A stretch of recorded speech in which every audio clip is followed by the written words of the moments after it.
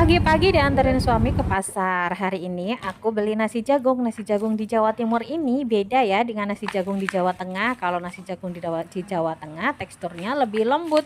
Kalau nasi jagung di Jawa Timur teksturnya kasar ya teman-teman. Sama ada campurannya nasi putih.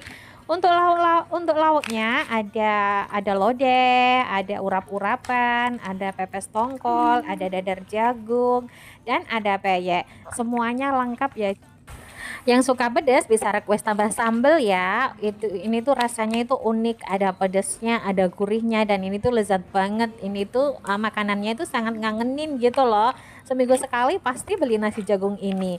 Kalau nasi jagung kayak gini adanya di pasar-pasar tradisional ya. Kalau pagi harganya seporsi kayak gini cuma 10.000.